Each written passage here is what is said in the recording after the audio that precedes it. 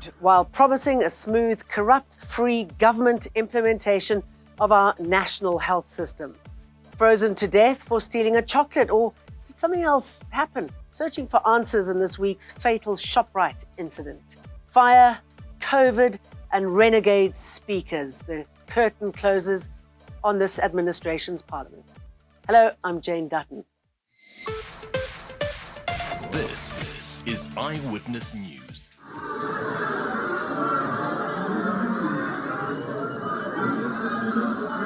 That's what some think about promises of a smooth implementation of the National Health Insurance Bill. Some Soweto residents say while they're not opposed to it, they want assurances that the government won't loot funds. Community members raised their concerns on the NHI during 702's election town hall at the Diepkloof Multi-Purpose Centre today. The NHI is a funding scheme that will see the state paying medical bills for all South Africans by 2030. Crime is actually caused by the idle minds of our kids who are educated but unemployed, especially the boy children.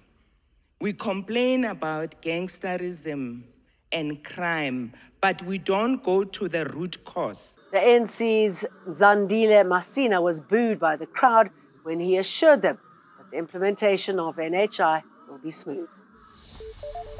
Deputy Chief Justice Mandisa Meyer has told the Judicial Service Commission of how her appointment to the country's highest court was the biggest moment of her life. The JSC is interviewing Meyer today to succeed current Chief Justice Raymond Zondo when he retires in August. She's been put forward by President Cyril Ramaphosa as the sole nominee. Her interview kicked off with Chief Justice Zondo asking her about her experience being appointed to the Constitutional Court as Deputy Chief Justice in September 2022. If I'm appointed for this position, I know that I will bear the enormous responsibility of ensuring that the institution remains strong, retains its integrity, and firmly executes its role of protecting and promoting the Constitution and the law, so that our country, especially the poor and most vulnerable members of our society, are guaranteed access to justice.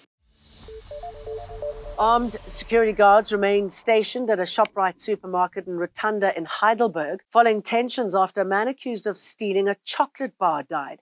It's understood a store manager locked 33-year-old Bandile Shabalala in a room at the back of the supermarket after he was caught with a chocolate bar he didn't pay for. According to police, 2 men were accused of shoplifting and locked at the back of the store. Community members are disputing the claim, alleging that the man was left in a cold room. 2 men accused of shoplifting were locked at the back of the store. One of the men died during the closing time after complaining of stomach aches. The Hawks say they have recovered a firearm believed to be the murder weapon used during the shooting of Ditebogo Jr. Palane. 2 more suspects were arrested yesterday, bringing the number of people behind bars for the 5-year-old's murder to 4. Dipalane was shot outside his home in Soshanguve over a week ago when his father's car was hijacked. Hawks spokesperson Wendy Nkabi says one of the suspects who was arrested is believed to be out on bail. Both suspects will make their first appearance at the Pretoria Magistrate Court on Wednesday, 22 May 2024, and one of the suspects is believed to have been out of bail for allegedly hijacking, attempted murder, and possession of a licensed firearm. Pick It Up says it'll enforce the no work, no pay policy against casual workers who continue to protest in parts of Gauteng as demonstrations continue for a 4th day. Waste collection continues to be affected in several parts of the city as employees whose contracts are soon to expire picket at different depots. Workers are demanding permanent employment from Pick It Up, accusing the company of overlooking them after years of service. Currently, only 2 depots are operational across the city, while 10 have been affected by the protests. Pick It Up management condemns the actions of the protesters and appeals to them to refrain from violent and threatening conduct, which prevents employees from fulfilling their responsibilities to the residents of the city who have a constitutional right to a clean environment. Israeli forces have battled Hamas in Gaza after Prime Minister Benjamin Netanyahu angrily dismissed a bid for an international arrest warrant against him on war crime charges in the Palestinian territory. US President Joe Biden backed Netanyahu in condemning as, quote, outrageous the bid by the International Criminal Court's prosecutor, who also sought warrants against leaders of Palestinian militant group Hamas. Israel's military reported ground combat and airstrikes on 70 targets in Gaza in 24 hours, while its forces were also engaged in deadly clashes in the other major Palestinian territory, the occupied West Bank. So the curtain officially comes down on the 6th Parliament tonight, although it remains a competent body to function until the eve of next week's polls. Tomorrow will mark exactly 5 years since the current cohort was sworn into office, faced with a pandemic not even a year later, and then a fire that ripped through 2 parliamentary chambers. It's been a challenging term to ensure the meaningful oversight it's often been criticised about. In a term of many firsts, last month also saw the resignation of a national speaker. The New Year's fire of 2022 took Parliament to one of its lowest moments since the dawn of democracy. The governance lapses, which led to it coming under attack, is also a blight on the administration.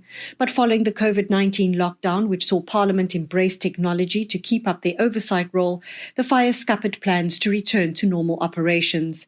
The pandemic also cost Parliament, with several MPs losing their lives and their families to the virus. Analysts say this administration did not fare too badly in terms of holding public servants to account. For the first time, it impeached a head of a Chapter 9 institution, removed 2 judges from the bench, and just last week approved another impeachment process involving a gender commissioner.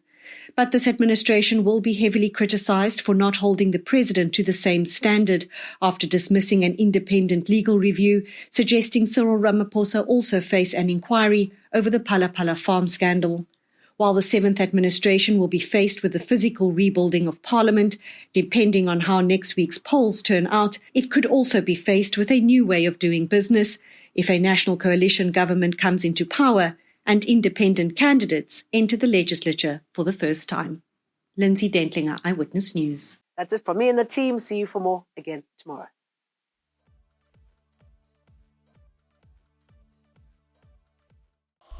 Eyewitness News, in touch, in tune, and independent. For the latest, log on to ewn.co.za or ewn.mobi.